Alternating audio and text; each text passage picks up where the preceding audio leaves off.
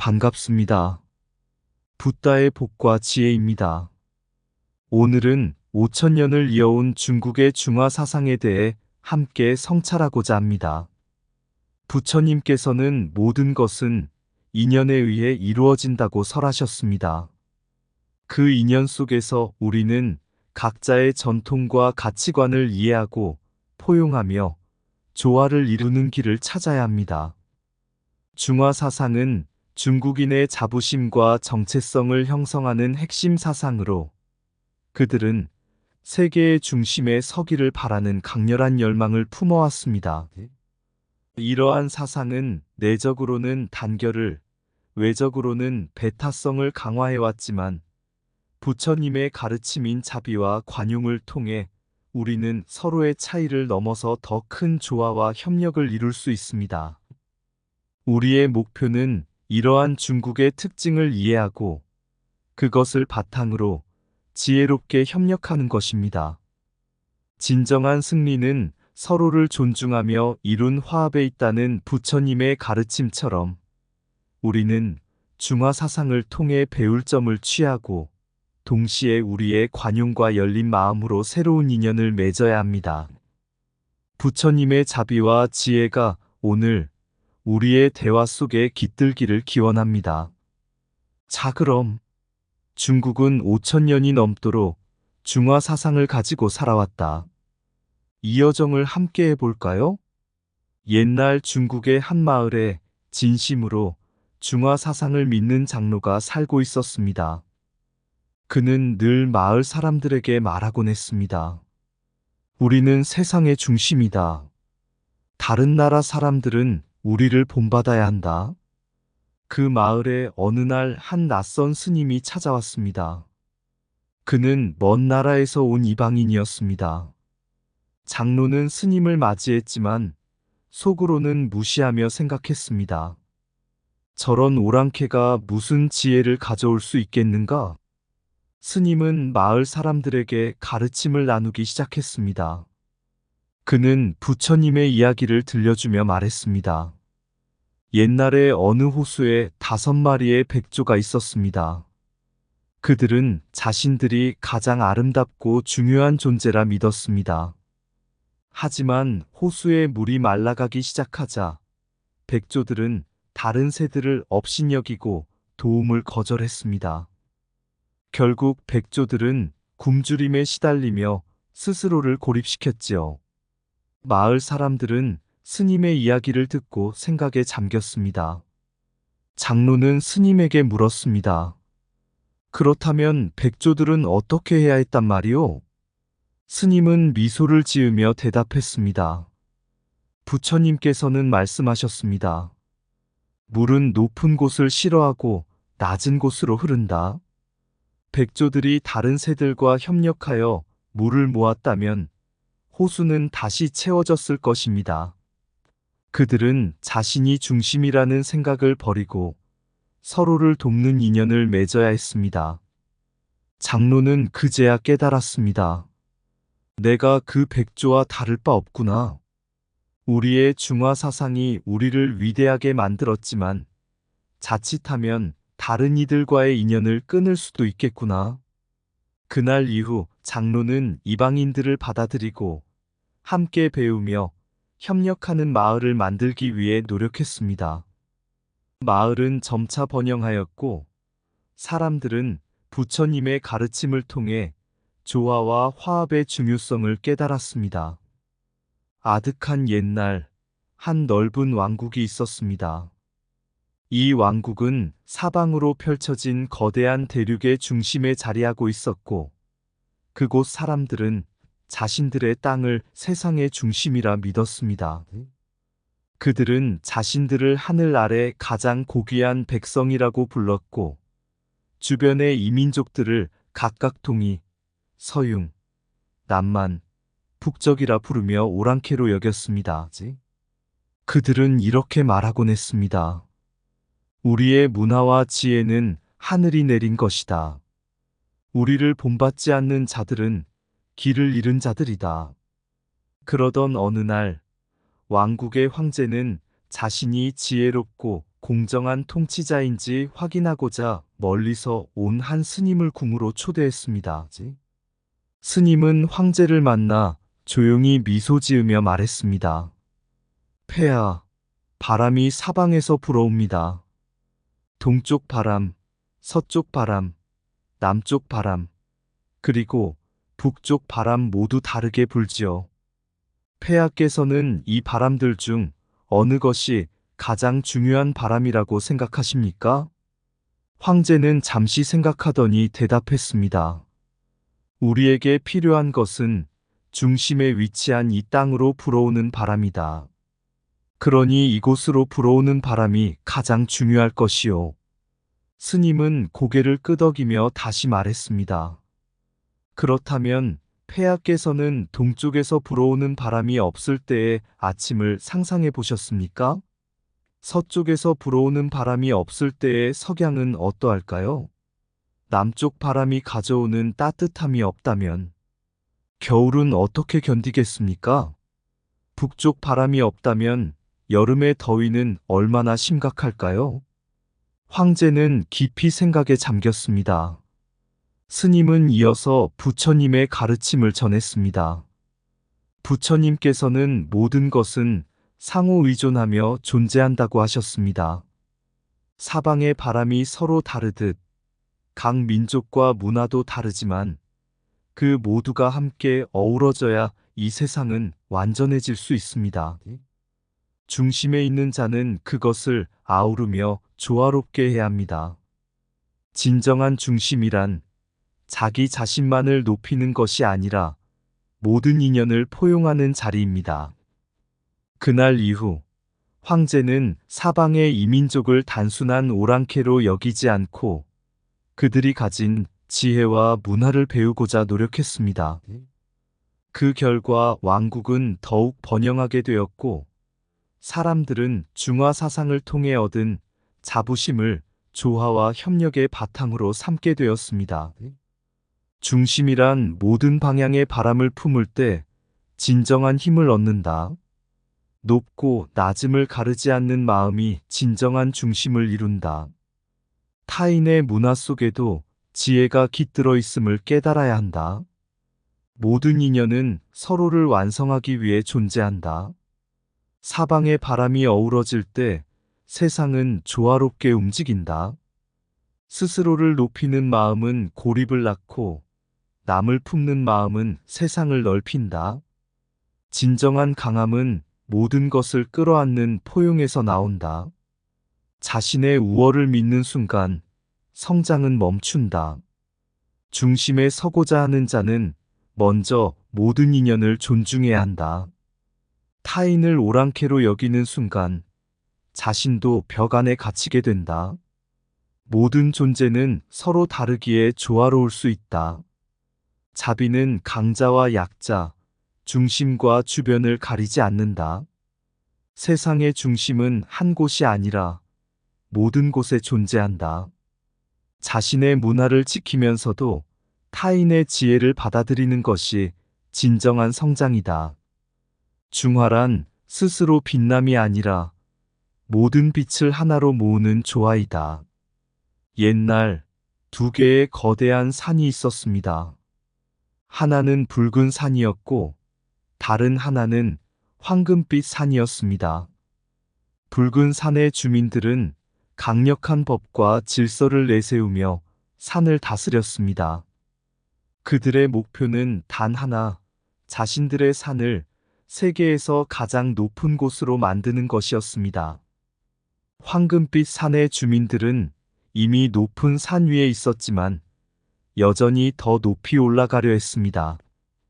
두 산은 서로를 경쟁자로 여겼고 끝없는 다툼과 경쟁 속에서 살아갔습니다. 어느 날 두 산의 지도자들은 한 현명한 스님을 찾아가 조언을 구했습니다. 스님은 두 지도자를 바라보며 말했습니다.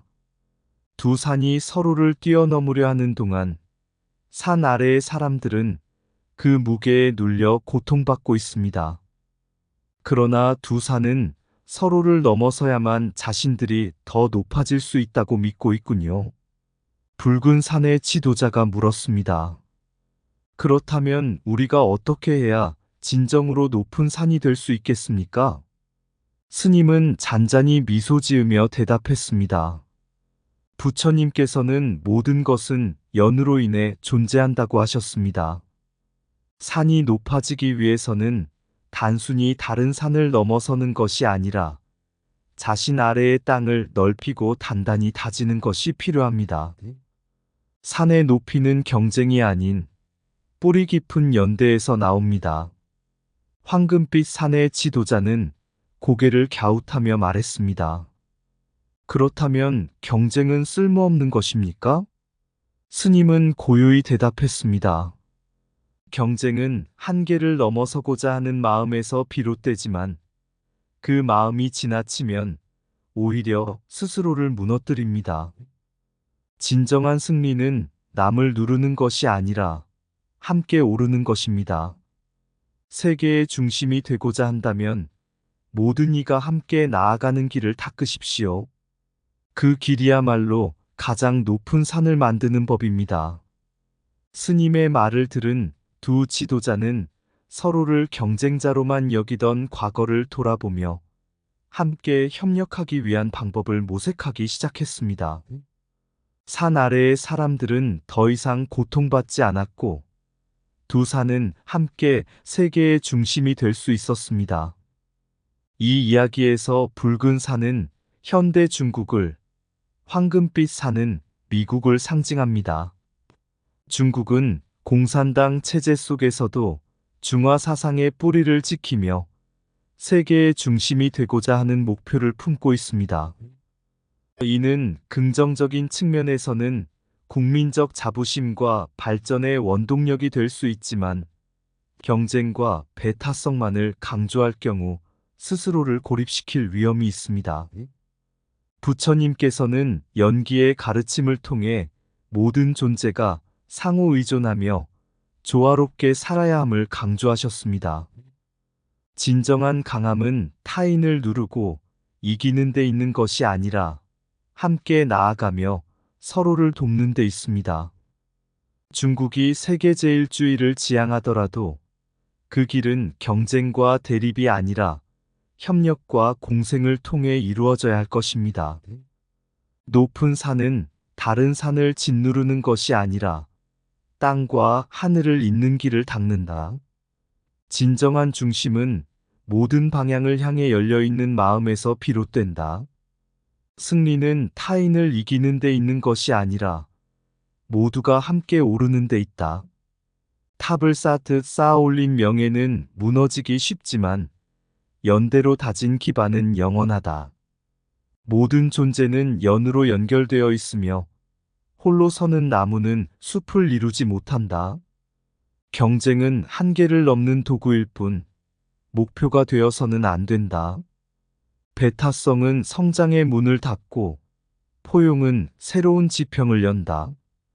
높아지려면 먼저 자신을 낮추고 깊이 내려다 보아야 한다.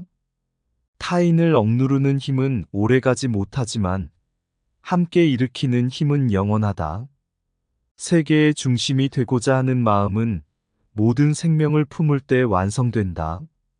적을 만들기보다 동반자를 찾는 자가 진정한 지도자다. 산의 높이는 절대적인 것이 아니라 함께 이룬 조화 속에서 드러난다. 자신의 강함을 증명하려 하지 말고 타인의 강함을 북돋아라. 타인과의 연대는 세상을 밝히는 등불이 된다. 진정한 위대함은 경쟁이 아닌 모든 존재의 조화 속에서 빛난다. 오래전 넓은 강을 사이에 둔 두 나라가 있었습니다.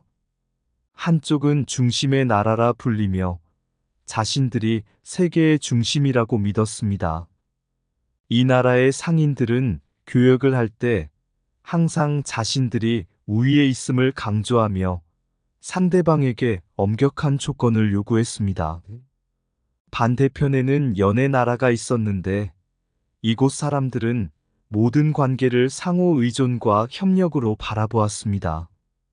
두 나라 사이에는 때때로 갈등이 있었지만 연해 나라의 한 현명한 상인은 늘 부처님의 가르침을 떠올리며 교역을 이어갔습니다. 중심의 나라 상인은 교역이 시작될 때마다 이렇게 말하곤 했습니다. 우리나라는 중심에 서 있습니다. 너희 나라가 우리와 거래를 계속하려면 우리의 조건을 따르시오. 이에 연해 나라 상인은 온화한 미소로 대답했습니다. 강의 물길은 어느 한쪽이 막으면 흐르지 않습니다. 그러나 함께 물길을 열면 두 나라 모두 풍요로워질 것입니다. 중심의 나라 상인은 처음에는 이를 무시했지만 시간이 흐르며 교역의 중요성을 점차 깨달았습니다. 어느 날 그는 다시 상인에게 물었습니다. 너희 나라는 왜 우리 조건을 마다하지 않고 늘 협력을 강조하오? 너희가 더 많은 이익을 가져갈 수도 있지 않소? 연해 나라 상인은 부드럽게 답했습니다. 부처님께서는 주는 자와 받는 자는 서로의 거울이다라고 하셨습니다. 우리가 너그러움으로 대할 때 그 거울 속에 비친 자비가 상대방에게도 전해질 것입니다. 이익은 순간이지만 신뢰는 영원합니다. 이 상인의 태도는 점차 중심의 나라 사람들에게도 변화를 가져왔습니다. 서로의 이익만을 강조하던 태도는 차츰 부드러워졌고 두 나라는 지속적인 교역을 통해 상호 발전할 수 있었습니다. 이 일화는 한국과 중국의 교역 관계에서 중화 사상을 역이용할 수 있는 전략적 교훈을 제공합니다.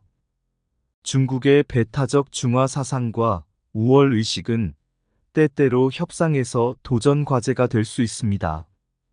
그러나 부처님의 가르침에 따라 관용과 연기의 지혜를 실천하면 이러한 배타성을 포용으로 전환시킬 수 있습니다. 중국의 고립주의 경향은 교역을 제한할 수 있습니다. 그러나 관용적 사고로 접근하여 상호 의존의 중요성을 강조하면 신뢰를 바탕으로 한 장기적인 협력이 가능합니다. 중국이 스스로를 세계의 중심으로 여기는 사고방식을 활용하여 한국이 협력적 파트너로서 필수적인 위치에 있다는 메시지를 전달할 수 있습니다. 한국이 중국의 목표를 지원하는 동시에 자신들의 이익도 확보하는 전략적 균형이 필요합니다. 부처님께서 가르치신 바와 같이 자비와 지혜는 갈등을 해소하고 조화로운 관계를 구축하는 핵심입니다. 무역에서 상호 신뢰를 구축하려면 단기적인 이익보다는 장기적인 관계를 중시하는 정책이 필요합니다. 결국 부처님의 가르침은 국제교역에서도 중요한 원칙으로 작용할 수 있습니다. 협력과 신뢰를 기반으로 한 교역은 모두에게 이익이 되는 길을 열어줄 것입니다. 무역은 이익의 나눔이 아니라 신뢰의 씨앗을 심는 것이다. 강물은 어느 한쪽의 물길만으로 흐르지 않으며 교역도 상호 협력으로 풍요로워진다. 상대의 이익을 나의 이익처럼 여길 때 진정한 번영이 시작된다. 거래는 숫자로 이루어지지만 지속은 마음으로 이루어진다. 외면에서 오는 이익은 잠깐이지만 내면에서 오는 신뢰는 영원하다. 협력은 힘을 더하고 배타성은 문을 닫는다. 세상의 중심에 서고자 하는 마음은 모든 존재를 품을 때 진정한 중심이 된다. 이익을 좇지 말고 관계를 기르라. 관계는 모든 것을 초월한다. 상대를 존중하는 자가 진정한 승자다. 탑은 혼자 세울 수 없으며 무역의 탑도 함께 쌓아야 견고하다. 베푸는 마음으로 시작된 거래는 번영의 다리를 놓는다. 높은 산도 모든 방향에서의 바람을 받아들이기에 위대하다. 다른 이의 이익을 돕는 것이 결국 자신의 이익을 지키는 길이다. 넓은 시야와 열린 마음만이 진정한 무역의 가치를 만든다. 고립은 쇠퇴를 부르고 관용은 번영의 문을 연다. 옛날 넓은 대륙에는 한 그루 거대한 나무가 있었습니다. 이 나무는 스스로를 모든 식물의 중심이라 여겼고, 다른 나무나 풀들이 자신에게 의존한다고 믿었습니다. 나무는 강한 뿌리와 풍성한 잎을 자랑하며 외부에서 불어오는 바람을 경멸했습니다. 나는 강하다. 바람 따위는 나를 흔들 수 없다. 그러나 강한 바람이 불어올 때마다 나무는 힘겨운 싸움을 해야 했습니다. 이윽고 나무는 뿌리가 흔들리고 잎이 떨어지기 시작했습니다. 나무는 점점 지치며 속으로 이렇게 생각했습니다. 왜 바람은 나를 흔드는가? 나의 위대함을 방해하는구나. 바람은 나무의 말을 듣고 조용히 대답했습니다. 나무여, 내가 너를 흔드는 것은 너를 무너뜨리기 위함이 아니다. 내가 없다면 너는 강해질 기회를 잃을 것이다. 뿌리가 깊어지고 잎이 단단해지는 것은 나와의 공존에서 비롯된다. 이 말을 들은 나무는 자신의 오만함을 깨닫고 바람과 함께 자라는 법을 배우기 시작했습니다. 시간이 지나며 나무는 바람을 적으로 여기지 않고 서로가 존재해야만 강해질 수 있다는 사실을 이해했습니다. 나무는 이제 더 강한 뿌리와 푸른 잎을 자랑하며 바람을 맞이했습니다. 이 일화는 중화 사상과 국제교역의 관계를 상징합니다. 중국이 자신을 세계의 중심이라 믿고 배타적인 태도를 유지하더라도 외부와의 상호작용 없이는 성장과 발전이 어렵습니다. 부처님께서는 연기의 법칙을 통해 모든 존재가 상호 의존하며 존재한다고 가르치셨습니다. 한국과 중국의 교역도 이와 같습니다. 각자의 강점을 인정하고 상호 협력을 통해 발전할 때 두 나라는 더 큰 번영을 누릴 수 있습니다. 중국의 중화 사상을 역이용하여 신뢰를 쌓고 관용과 지혜로 관계를 지속해 나간다면 무역뿐 아니라 전반적인 관계에서도 긍정적인 결과를 얻을 수 있을 것입니다. 강한 나무가 되기 위해 바람과 함께 자라야 하듯 나라는 배타성을 넘어 협력과 신뢰를 통해 진정한 강함을 얻습니다. 부처님의 가르침을 바탕으로 우리는 이러한 관계를 더욱 깊게 만들 수 있습니다. 땅에 뿌리 내린 나무, 높이 자라며 하늘을 향해 뻗어가니 자신을 세상의 중심이라 믿고 바람을 외면하였네. 나는 강하다. 누구도 나를 흔들 수 없다. 하지만 바람은 조용히 다가와 나무의 가지를 흔들었네. 나는 너를 무너뜨리지 않으리. 너와 나는 함께 자라야 하느니 너의 뿌리가 깊어지고 너의 잎이 푸르게 되려면 바람과 함께 있어야 하느니라. 나무는 바람을 이해하였고 그제야 스스로 깨달았네. 외부의 존재가 나를 강하게 하리라. 모든 것이 상호 의존하듯 우리는 함께 살아가야 하리라.